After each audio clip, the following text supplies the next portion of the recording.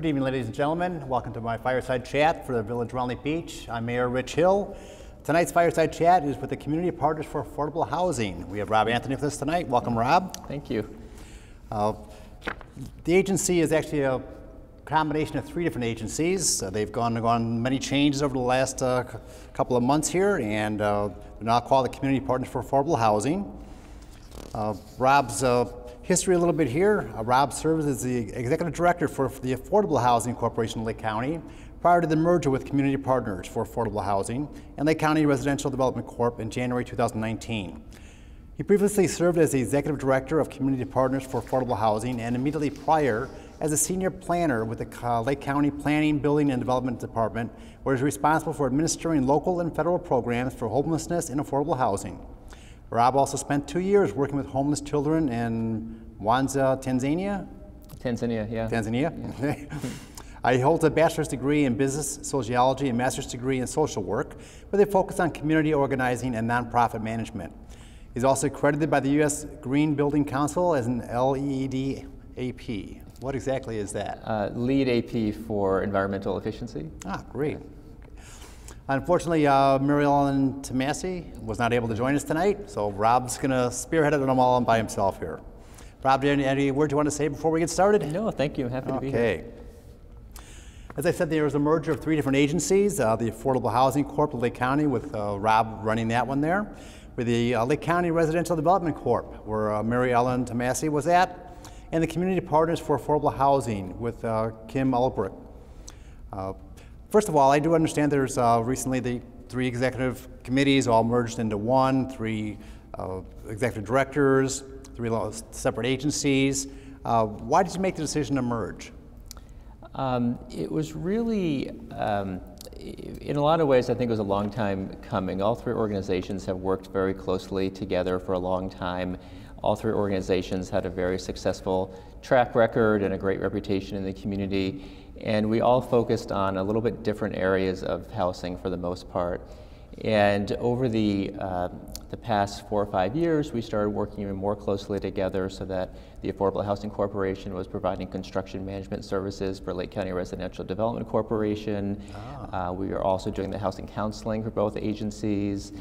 And really, we all collaborated so well together, and we were proud of the accomplishments that we had individually, but we were always looking to see how we can do more and accomplish more. And so we started a conversation and realized that we really thought coming together would help us develop more housing, provide more housing services to more people, create some economies of scale and efficiencies.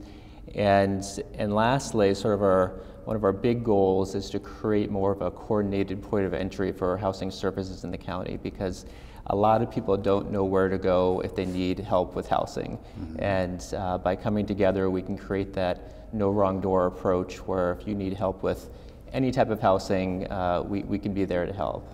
So you made it more or less of a one-stop agency then, instead of going to here to here to here. That's yeah, great. And we referred a lot to one another, and so instead of saying, oh, we can't do this, but call Lake County Residential for this, or call SEPA for this, and we can do it all in-house. Great. Yeah.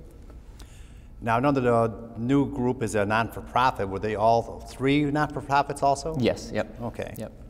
So the Affordable Housing Corporation was actually initiated by the Lake County Board 25 years ago, and LCRDC was created 40 years ago, and that was an outgrowth from the Housing Authority. Mm-hmm. And Community Partners for Affordable Housing was created by the City of Highland Park about 15 years ago. Oh, interesting. This had to be a pretty difficult process to go through with the three agencies and the executive directors and boards of executives and all that kind of stuff. Did you guys do it all on your own? Did you have an outside agency help you out? So we began having conversations in 2016. So it's been an ongoing conversation for a while. And our first formal step was, it started at the executive director level, where we started talking about this, thought that it made some sense, and then we opened the conversation up to meeting with the board chairs of each of the entities, and then they thought it made some sense, so it went to the full boards. So nobody's ego got in the way of that? No, everyone was really about, is this going to allow us to help more people and produce more units? They really kept the mission at the forefront. Good for them.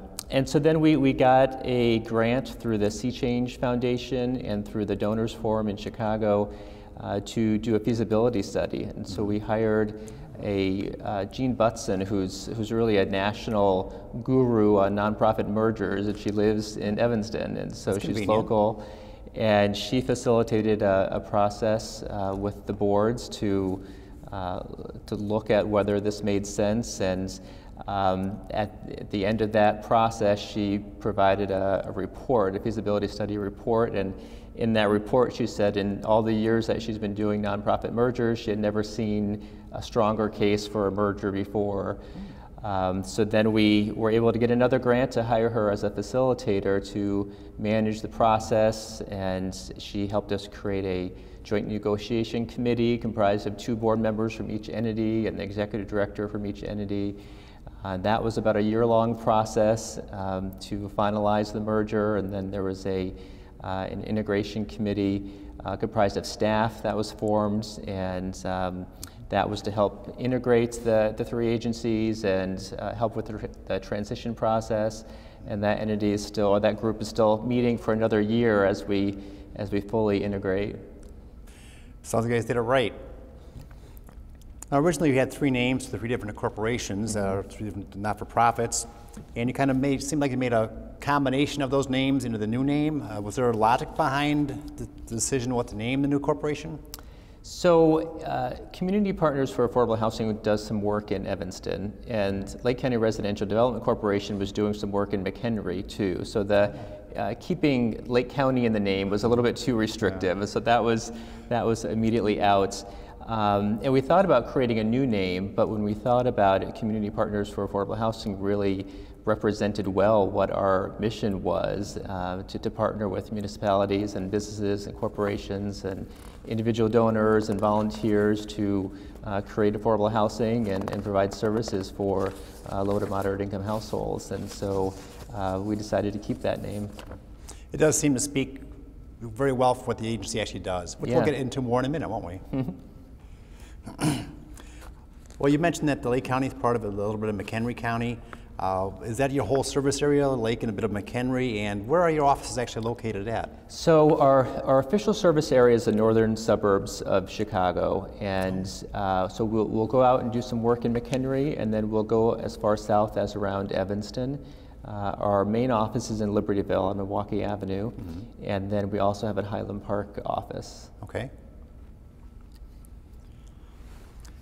Well, if you can tell us a little bit about the people you serve, given the breadth of the services that you offer nowadays with all 3 agencies together. We'll talk a bit more about that in just a minute here. You probably have more than one particular target audience based on what service you offer. What are some of the commonalities you see in your clients based on the different services you offer? Really the commonality is that everyone is experiencing some type of housing challenge, whether that's needing to find affordable rental housing, whether they're losing their home to foreclosure, whether they own a home but can't afford critical repairs or accessibility improvements, or they're first-time home buyers and they don't know how to go through the home buying process, or they need help with down payment assistance. So, of course, housing is the common denominator. But the types of people that come through the program, especially now after the merger, really run the whole gamut. And we have a lot of people making minimum wage who just can't afford housing. We have seniors who can't afford to stay in their home or make repairs. We have families who maybe are faced with a health issue or the death of a spouse, and now they're facing foreclosure. We have persons with disabilities. There's a whole range of people that we're able to serve. Yeah, I guess there would be with the combination of the 3, especially now. Yeah. So now that you're a super agency of sorts, offering a wide range of housing-related services, everything from rental to home ownership, single-family to multifamily, and rehabilitation of existing properties to new construction. You guys are doing it all right now. Let's take some time to talk about these programs, including how many families they serve and what communities they're offered in. First is, I thought I'd ask to begin with, one of your services I'm not quite so familiar with would actually be your community land trust. What is that and how does it work? So Community Partners for Affordable Housing, the original entity was created as a community land trust. It was actually the first community land trust in Illinois. Oh. And as I mentioned, SEPA was an outgrowth from the city of Highland Park. Mm-hmm. And the city of Highland Park, when it created SEPA, was very concerned about the lack of affordable housing, but also recognized that to do affordable housing in a community like Highland Park takes a lot of subsidy per unit to make it affordable. Mm-hmm.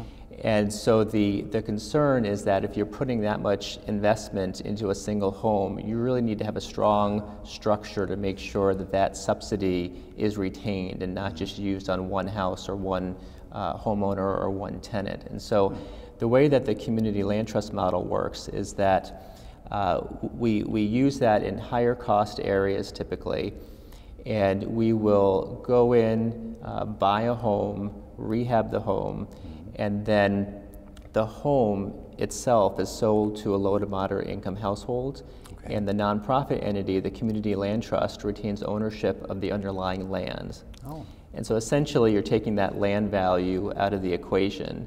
And so maybe a $300,000 house can become a $170,000 house because you're taking the land value out. And what that does is it allows the home to stay affordable in perpetuity. And so when that homeowner decides to sell, there's a resale formula. And if the home appreciates, they can get some appreciation just like anyone else could. But it's capped so that it stays affordable to the next buyer. And that land value is always taken out of that equation. So it's a one-time subsidy, but then that home will be affordable forever from buyer after buyer after buyer. Sounds like it's very well thought out. How does it affect the property taxes? So the property taxes are based on the resale restricted value of the home. So, so people are paying property taxes on what they can actually sell the home for, just like anyone else is. Right. And in this case, they can only sell their home if they bought it for $170,000. You know, maybe 10 years later, they can sell it for $180,000. They're paying taxes on that $180,000 rather than the $300,000. Wow. Can I get a house like that? Yeah. You probably don't qualify. Before the merger, all three agencies had a focus on acquiring and rehabbing single-family homes. Some homes were resold and others were retained by the agency and rented out. In fact, I'm pleased to say that Round Lake Beach has been a major beneficiary of your acquisition for rehab and resale efforts. Can you tell us more about that services, not just in Round Lake Beach, but throughout the county? Sure. So in Round Lake Beach, we've completed about 60 homes in the past 7 years, and we have about 5 in progress right now, including one new construction project that we're doing. With our acquisition rehab resale program, we target homes that are foreclosed, blighted, vacant homes, and we tend to typically go after homes that will likely stay there and not be acquired by someone else. So we sort of go after the worst of the worst. We target properties that a private investor wouldn't typically buy because there's not enough profit in that for them to buy it and rehab it and resell it. Yeah, we always agree that it's best to have the private industry redo it rather than the government or private 501c3s, but there's so many out there that, like I said, they're so run down, they need so much work, or because of the amount of paperwork that might be involved, they bring it into compliance, nobody's going to touch it. Right, exactly. And so we'll go in, we'll acquire it, we'll rehab it. Our goal is to break even on those types of properties. Sometimes we do, sometimes we don't. Yeah. But that's what some of our donations and grants are used for. So we'll go in and basically we'll rehab the home, get it back on the tax rolls, get a family back in the home, and stabilize the neighborhood. So once that home is rehabbed, other neighbors start investing in their properties and taking better care of their properties, and it's really a win-win-win. We get something cleaned up, we get an affordable home for a family, and the neighborhood is seeing more investment. Yeah, you always see that when you have one bad house in a neighborhood, it starts dragging the whole place down. Yep. If you don't get it turned around and fixed within a couple of years, you're looking for more trouble. And next house and next house and next house. Yep. And by making a small investment. Sometimes you lose a little bit of money, but it's an investment in the whole neighborhood. And Absolutely. The residents, I think, see that and appreciate it. Yep, absolutely. And you also get a family in a house that could otherwise couldn't afford it. Yeah, we've developed quite a reputation, I think, in the community now. And so when we go and we acquire a property, we'll stick our sign in the front yard, and the neighbors are thrilled. They know who we are, and they're really happy to see us coming. So. What about services for people that already own their home and need to make improvements? You mentioned that a little bit earlier. Things like safety, life safety repairs, improved aesthetics, or people with disabilities that have accessibility needs. Sure, so we have a couple different programs. One is our general owner-occupied rehab program. So that provides, depending on which community you're in, you can get up to $40,000 in repairs for life safety and health improvements. You have to be below 80% of the median income, which is about $64,000 for a household of 4 in order to qualify. And we're not going to come in and put granite countertops or something like that, but we'll go in, take care of plumbing issues, electrical issues, roofs, furnaces. We do lead remediation, mold remediation. So basically anything, structural repairs, anything that's a health or safety issue. And then we also have a home accessibility program that can be combined with the owner-occupied rehab program, and that provides up to $20,000 in repairs to do accessibility-related improvements, such as putting in an accessible ramp or lift, or widening doorways, or accessible bathrooms and kitchens. And really the goal around the accessibility program is to prevent unnecessary or premature institutionalization. So a lot of times people with a relatively small investment can stay in their home, stay in their community within their support network, but if they don't have the funds to add that ramp or take care of some other type of issue that's prohibiting them from staying in the home, they end up in a nursing home at much more expense to everyone. So. Yeah, good point. And most people that have been on their own for years have a hard time going to a nursing home. It's not good for their well-being. Exactly. On their own, that's their independence. Exactly, exactly. Lake County is primarily a single-family environment, but prior to the merger, 2 of the agencies did construct and rehabilitate multifamily buildings. Some of these units were offered specifically for persons with disabilities. Will the new agency continue with this? Absolutely, that's a big part of our mission. We've a few years ago finished a 110 units supportive senior living facility in Vernon Hills. We partner with the Fireside Foundation to provide housing for persons with developmental disabilities. We're currently developing a 4-unit new construction rental building in North Chicago for extremely low-income seniors and veterans. So it's definitely a big part of our mission. Great. Yeah. A lot of people in those situations are the ones that need it the most. The foreclosure crisis is technically over across most of the country. In a lot of towns, like around Lake Beach, we're still seeing lingering effects, and we know that too many residents are still losing their homes. What services do you offer for folks that are facing foreclosure? So in the height of the foreclosure crisis, there were about 4,000 foreclosure filings per year in the county, and now we're down to about 1,400 per year. So it's dramatically lower. And as an agency, our plan all along has been to start winding down some of our foreclosure services and provide more general financial counseling and financial education. And even though the number of foreclosures have gone down so much, our workload with foreclosures has not gone down at the same pace, and really it's because people have come to find out about the program. So a lot higher percentage of people who are in foreclosure now know about the programs and participate, which is a great thing. But there are a couple main foreclosure prevention programs that we operate. One is we provide housing counseling services in partnership with the 19th Circuit Court for the Lake County Residential Foreclosure Mediation Program. And what that program does is when a foreclosure summons is issued, there's also a notice saying they can contact us and enroll in a mediation program. And that mediation program will put a minimum 2-month legal stay on the foreclosure. So it'll stop the foreclosure proceedings for up to 2 months, or a minimum of 2 months. while we attempt to negotiate some kind of loan modification or work out with the lender. And in about 60% of the cases, we're able to get some kind of resolution for their homeowner so that they're able to keep their home, which is great. Yes. We also have a financial assistance program that we administer that's funded through the state. It's called the Hardest Hit Program, Hardest Hit Fund Program. And that program, if someone has seen a 15% reduction of income through no fault of their own, so a health issue or a job loss, something like that, they can get up to $35,000 to reinstate their loan and or pay their mortgage payments for up to 12 months. Wow, that's great. Yeah, I know we all rely on our houses as a place for our families to live, and that's, if you don't have a house, you have nothing. And it's devastating. I mean, people who come through our program, they're losing their home. It's devastating. They're scared.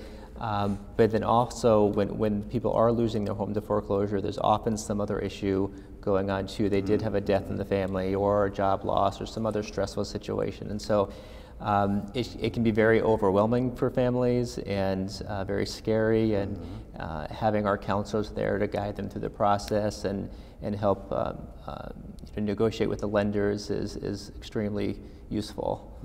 Yes, definitely. One of the things the foreclosure crisis taught us is that a lot of the homebuyers simply did not understand what they were getting into with a mortgage and how it would impact their budget. Can you tell us a little bit more about the education, counseling, and homebuyer assistance programs? You just mentioned a little bit about after the fact, but is there something before the fact?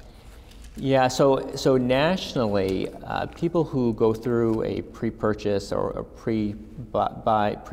first-time home buyer pre-purchase class or education through an organization like SEPA, that's a HUD-certified housing counseling agency, they are 30% less likely to ever go into foreclosure. Wow. And if they do get themselves in trouble, they're 283% more likely to get some kind of modification to keep their home. And so there's no doubt that pre-purchase education is extremely successful.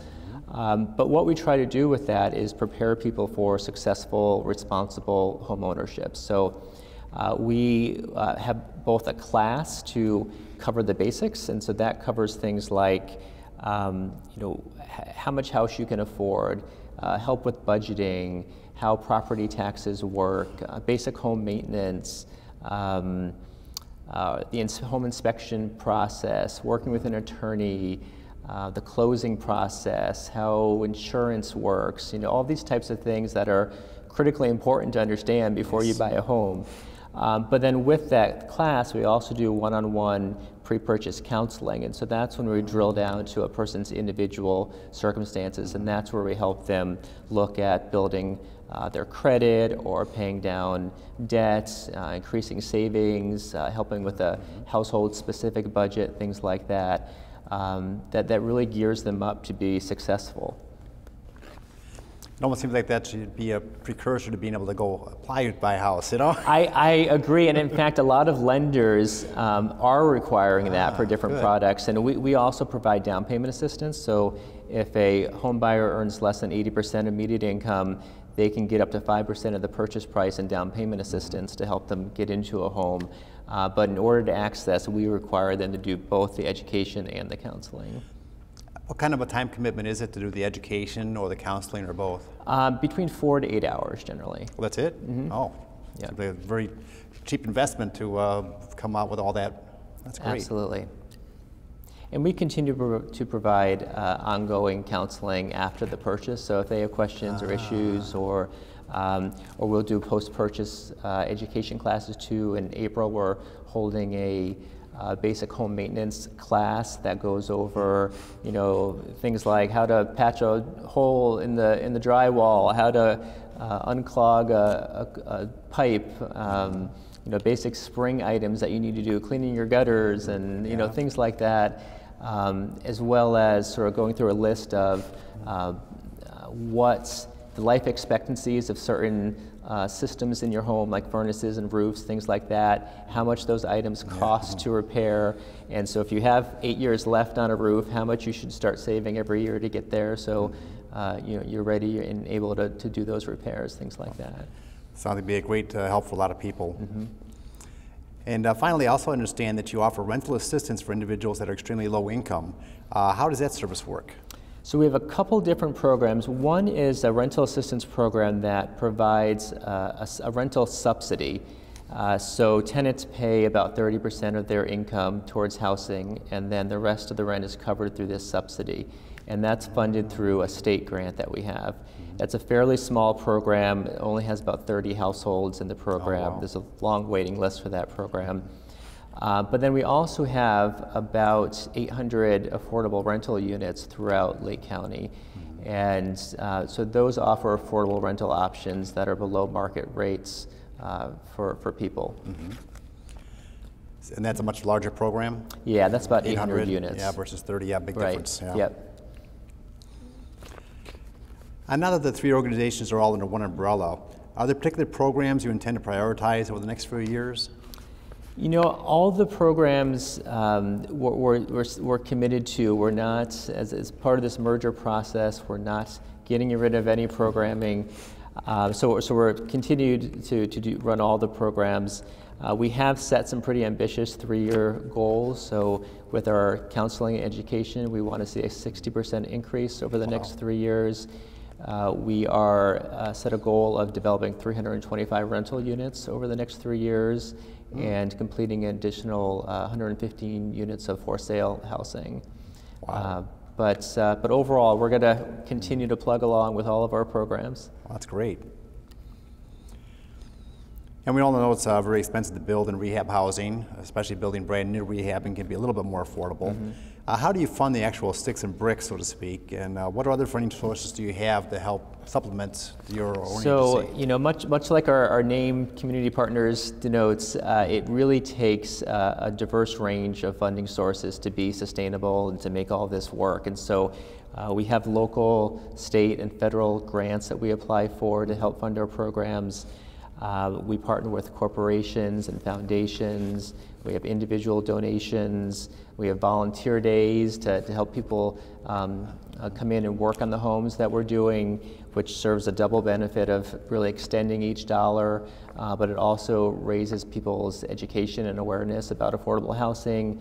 Sometimes there can be stereotypes about what affordable housing looks like or who lives in affordable housing, and it's really valuable to get people out and work on a home, see what the home actually looks like. And then a lot of times, so they'll be out there working on the home before the rehab is done, and then we will sometimes have open houses after the home is finished, and the volunteers can come back and see the finished home, but they can also meet the family that's moving in, and they can see it's a local family that works at the Jewel down the street or whatever, and they make that connection, and it really goes a long way in dispelling some of those myths about affordable housing. Yeah, it sure would, yes.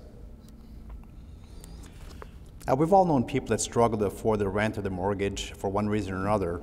Just as we all know people that don't have the budget to manage home maintenance and repairs. Just how big of a problem is affordable housing in Lake County? We have some areas that are very wealthy and some areas that are not so wealthy. Yeah, so it's a big problem. The consolidated plan that Lake County does every 5 years reports that there are 22,000 households who have one or more severe housing problems. So that's usually defined as not having working plumbing or not having a functional kitchen. So it's a huge problem with the condition of homes. But also on a broader scale, incomes or home prices and rents have sort of gone up like this, and incomes have gone up. So they're going up like this, incomes have gone up like that. So it's creating this gap that people are stuck in where they can't afford housing. So for example, someone working minimum wage would have to work 2.5 full-time jobs in order to afford a 2-bedroom apartment in Lake County. So that's a real structural problem. People can't afford housing. And the people that are in housing can't afford a lot of the maintenance and critical repairs. Of all the services you offer, what do you see as the biggest housing need in this area? We have different municipalities that we work with, and what we try to do is to position ourselves to help that municipality reach their housing goals. And so each town has their own goals. So for example, in Highland Park, there's a very strong desire to have more affordable rental housing. There's a huge gap there. Other communities are more interested in increasing their home ownership rates, and so we're focusing more on home ownership in those communities. Others are trying to stabilize the neighborhood and clean up blighted properties, and so you know, it really depends on where we are and what community we're working in. In the Round Lake area, one of the biggest things that we've been seeing is, as you know, a lot of this area was a vacation area for Chicagoans years ago, and so there are a lot of cottages that were built, and then over the years, you know, people put on additions and they winterized their homes, and not all of it was done to code, and so we see a lot of pretty major structural problems. There have been several homes where we've had to jack up the house and completely put in a brand new foundation, things like that, because of the history in this area. Even with all that work, it's still more affordable to do that than to knock it down and start from scratch? It depends, and you know, so initially we focused on rehab, and then especially with the acquisition rehab work that we were doing, we were buying homes that we knew we could rehab, and as the foreclosure crisis declined, a lot of the homes that were still left out there were ones that were just that situation. They weren't worth rehabbing, which is why we're doing a new construction project in Round Lake Beach now. Right. We're doing a couple in Mundelein, because sometimes we really try to preserve the existing housing stock as much as we can. Mm-hmm. But sometimes it's not financially prudent to. We had an interesting project last year in Mundelein where the village bought a home that was a nice 3-bedroom, 2-bath home that they needed to demolish for stormwater retention purposes. And there's another home around the corner that had been vacant, blighted for at least 8 years. And so what we do is, we go to municipalities, we say, give us a list of your worst properties, tell us what you want us to fix. And so they kept coming back saying, take care of this house, take care of this house. And it was so far beyond rehab that we couldn't do it. We just couldn't make the numbers work without taking a huge loss. But when this other house came up that the village acquired that they needed to tear down, it was only about 3/10 of a mile from the house they had been trying to get us to acquire and rehab. So we were able to tear that home down, and the village donated the other house that they were going to tear down, and we put it on a truck or on these dollies and drove it around the corner to the new lot. And it was really a great way to save the existing house, and the village didn't have to pay for demolition costs on the house. But it also saved the landfill. It saved the house from going to a landfill, and it took care of the other problem property too. So we try to be as creative as we can sometimes. But. Yeah, I remember seeing it on, I think it was on Facebook. They had a little video of it going so slow down the road. Exactly, and, exactly. You watch out for all the wires and everything else. Exactly. Boy. You guys have been a great partner, all the agencies for Round Lake Beach. If any other municipality wants to get involved, how can it also become more of a partner with community partners for affordable housing? Yeah, I'd be happy to meet with any other municipality. Again, particularly now with our merger, we have such a range of services that we can offer. If you're interested in new construction or senior housing or more acquisition rehab or rental, or just even helping us promote some of the existing programs like down payment assistance and owner-occupied rehab and accessibility improvements. We're thrilled to do that. So we'd be very happy to work with any municipality. And one of the big things again that we really are going to try to do is make sure people in the county are aware of available resources. And so anything that municipalities can do to help us get the word out. Zion's been putting information out in their water bills. They've been sending flyers out about the owner-occupied rehab program. And the calls that we get from that is just amazing. And other municipalities have links on their websites to community partners for affordable housing. So all those types of connections, we're very happy to have, and then you know, any goals that municipalities have, we're happy to try to help them reach those goals. Since you merged the three agencies, have you been able to streamline some of the areas where you both did similar projects and put them into one, and how difficult was that? Yeah, definitely. So, you know, in terms of just some of the efficiencies, one major piece is the accounting and finance. So we all had part-time people doing that, and by consolidating into one full-time person, that helped a lot. The construction management piece has helped a lot. We, AHC, really had the three full-time construction managers that had the skills and the background. One of them's a licensed home inspector. They, you know, had the knowledge to go out and manage the rehab processes, whereas the other entities didn't necessarily. Whereas Lake County Residential Development Corporation, they manage about 90 rental units. Community Partners for Affordable Housing had a handful of rental, and so you know, they weren't experts on property management, and so now Lake County Residential Development staff is able to do all the property management, and so those types of things have been really, really helpful. Another problem that Lake County Residential Development Corporation was having is that some of their projects were considered too troublesome for a lot of general contractors. They just didn't want to deal with the red tape, or not being a profitable enough project for them. And so the Affordable Housing Corporation staff can serve as a general contractor for some of those projects. Mm-hmm.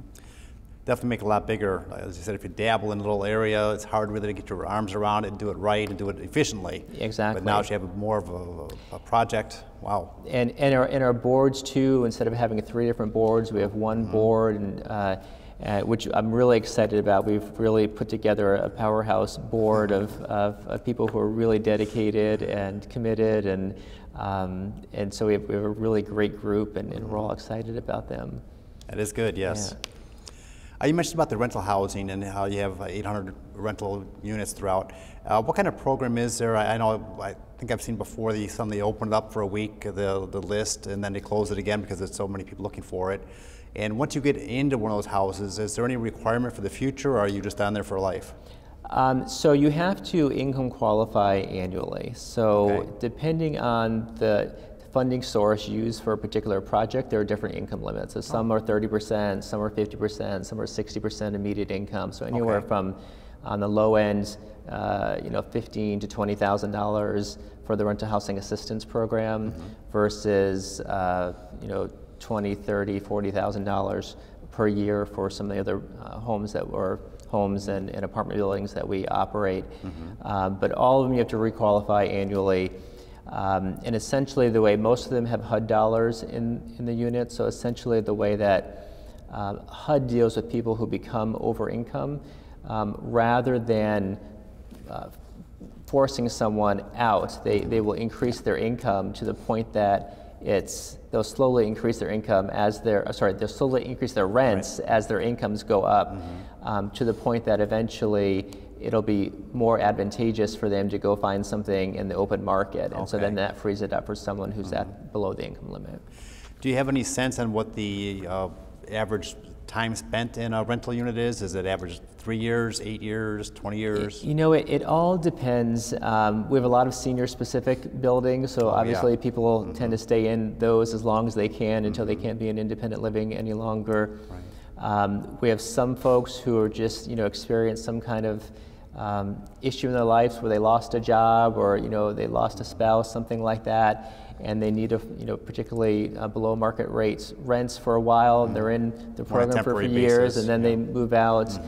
We have other folks who have disabilities, who are just living off a disability income, and their income's not likely to go up, and so they're in more long term, so it really depends. That does make sense, yes. Well, that's all the questions I have for you tonight, Rob. Do you have anything else you want to mention? I don't think so. I mean, we've been thrilled with our partnership with Round Lake Beach and working with you and all your staff, so we really appreciate it. That's been very good for our residents as well as for the community. So, well, we have a few minutes for questions. If anyone in the audience has any questions? Yes. We have a microphone here. I think it's a small. Yeah. You mentioned so many different different types of programs. I'm really impressed at your energy. But one of my questions has to do with one of my neighbors. She is a senior with disabilities and recently lost her husband. With their combined Social Security income, they were doing okay making their mortgage payments.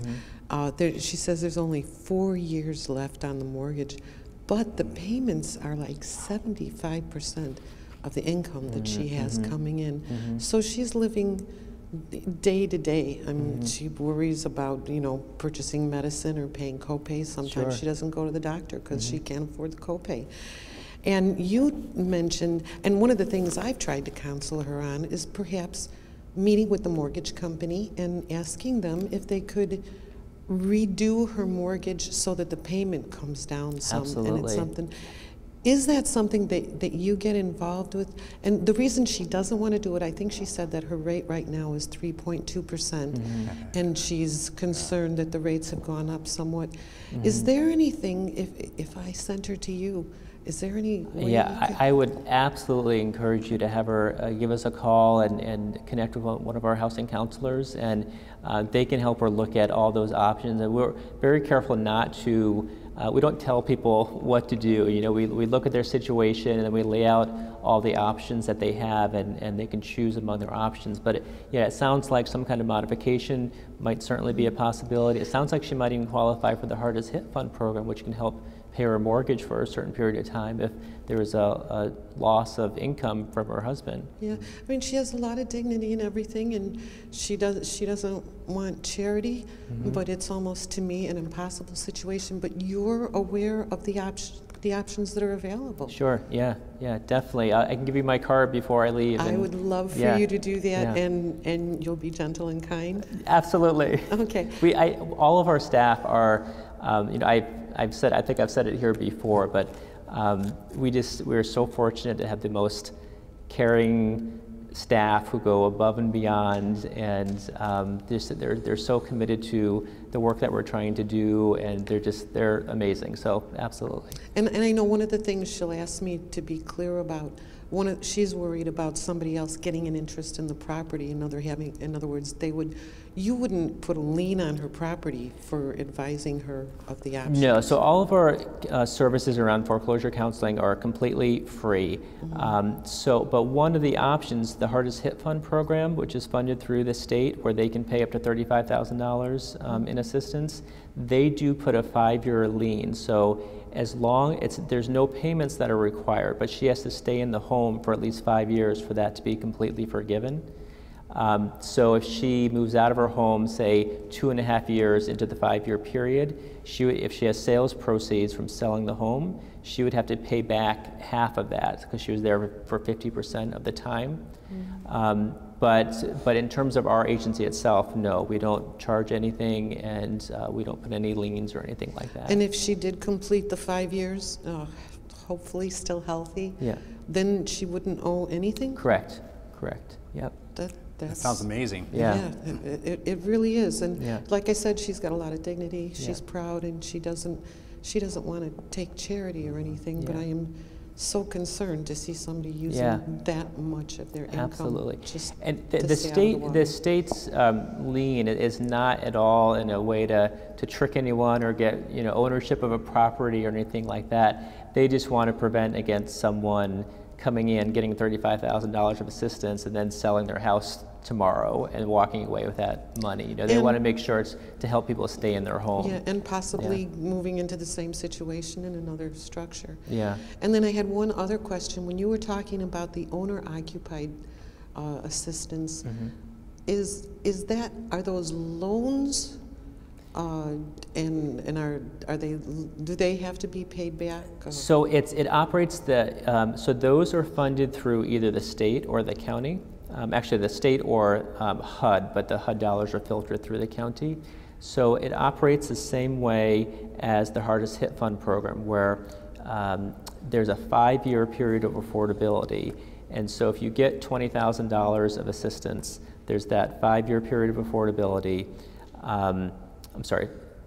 It's a 5-year period of affordability for $1,000 to $15,000, and a 10-year period of affordability if you're over $15,000. So Say you get $10,000 in repairs on your home, then that's forgiven 1/60th every month. And so over the course of 5 years, it's completely forgiven.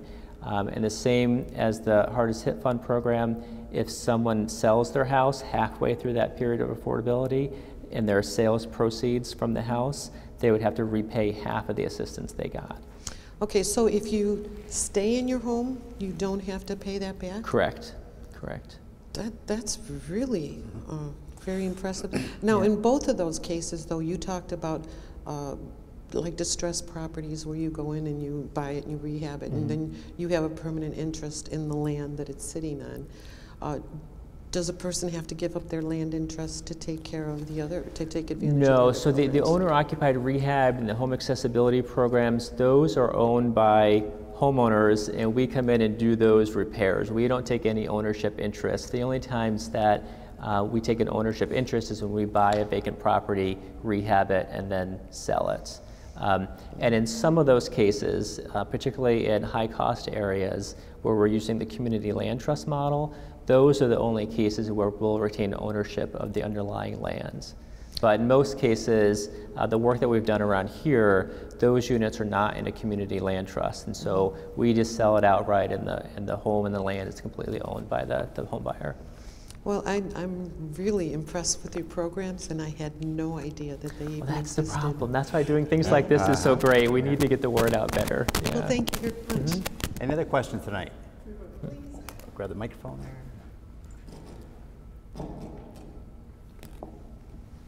Good evening. Thank you very much for coming out here. This information is wonderful. Great. Yeah. I'll try to be quick. I do have a couple of questions. Looking at the ratio between single-family homes and multifamily homes in any particular municipality, do you see anything like a skewing in favor of one over the other, or knowing the qualification of prospective home buyers? Do we see there's too many single-family homes on the market to meet the housing needs right now? Any sense of that? You know, again, like I said before, we try to partner with the municipality, and so we leave it up to the municipality to determine the housing needs that they're seeing in their community, and then we help them try to reach their goals. So, you know, for example, in North Chicago, there's a very high rental rate, and so they're really interested in having us help them increase their home ownership rates, and so that's what we're focusing on in that community. So it really depends on where we're working and what the goals of the community are. Right. Part of working with the community might be coming in with your own research, your own experience with the demographics in an area, and helping the municipalities maybe reset the ratios of their goals, rather than working with something skewed. Yeah, we're certainly happy to have those conversations with municipalities in any way that we can. Yeah. Okay. Yep. Other thing, I'll try to be as direct as I can with this. You mentioned someone working minimum wage needing to do 2.5 jobs worth to earn enough just to rent a 2-bedroom apartment. There are some missing housing styles that the market basically has eliminated over the last century after World War II, things that used to be very common and that accommodated the folks on the lower end of the economic spectrum. And for a variety of reasons, including maintaining property values, quote, resident safety, a whole lot of cover issues, we basically eliminated these things that would meet the housing needs of some of the, you mentioned the veterans who are challenged, the mentally ill, mentally ill who are now released into the community instead of institutionalized, even just a school teacher, right, moving into a community, first thing, the divorced person, the senior who lost. These 3 types of housing are no longer available, and housing stock is in municipalities. So I would wonder if, rather than work with the skewed system that makes housing so unaffordable for so many people, especially the group that needs it most, if AHC has any focus on working with municipalities and home builders and lenders to try to get these three types up. And that would be boarding houses, which we don't hear of anymore because they're illegal. Single room occupancy, basically rooms to let, like in the song on the road.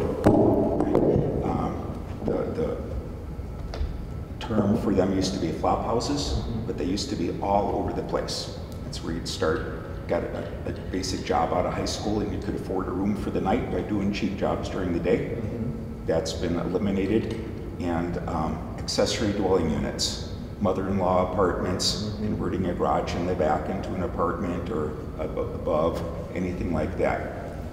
In virtually every community in Lake County, those have been taken off the table. I think you must have been at our last board meeting, because we were just having this very conversation, and I completely agree. The county actually had a series, I think it was about a month ago, on what they called granny flats, which is accessory dwelling units, essentially. I'm very interested in that.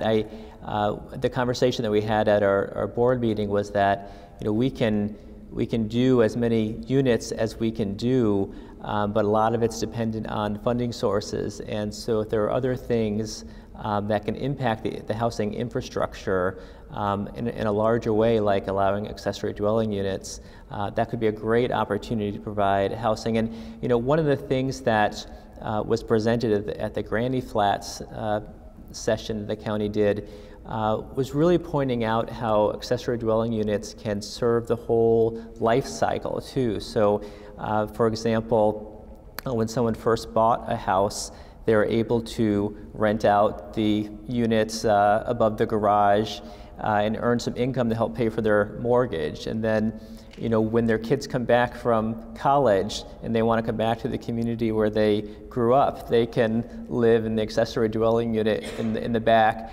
And then when the homeowner gets older, they don't need such a large house anymore, and they want to reduce their housing costs, they flip-flop, and you know, they can go live in the smaller units and rent out the larger units. And so it's really interesting, and that used to be the case in a lot of places. We do some work for community land trust work is in Lake Forest, and there's been conversations there too. There used to be all of those types of units were used for a lot of the hired help in the more affluent communities like Lake Forest. They were able to stay in those homes and afford to still be in the community. So absolutely, I think some of those conversations should be had. I didn't mention them in hopes that AHC would pick up the ball and run with it, but in working with municipalities, maybe you could help them get out of their own way and destigmatize and reallow some of these things. It's no longer in the vernacular of communities, even where we put such things. It all just becomes a horror story from the Archie Bunker Brigade. My property values, you know, that kind of thing. Yeah, but yeah. If we could get them back, then the people who could best benefit from them in the community find those options, and the limited emergency funds, the social work funds, could go to those people that really needed it the most as well. Yeah, yeah. No, I agree. I think that there's definitely a role for that. And just a reminder, it's no longer AHC, now it's CPAH, so Or they SEPA. changed the name, new acronym. Any other questions? On the land trust, did you ever, when you go into these communities, since generally higher end communities, any opposition from homeowners or neighbors? If somebody, when you go in, they actually secure the land? You know, when the land trust first got started in Highland Park, is where it originated, there was, again, those stereotypes about affordable housing and who lives in the homes and what the homes look like. So neighbors, honestly, were nervous. When we bought a home, they were nervous.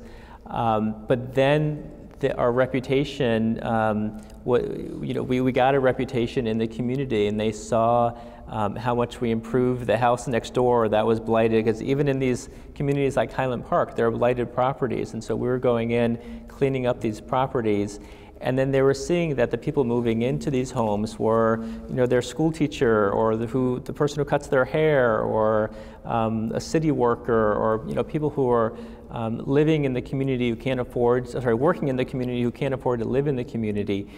So over time, once people began to understand what it looks like and who lives there, they became very supportive. Did the cities guide you where they wanted you to go, or did you? No, they didn't guide us.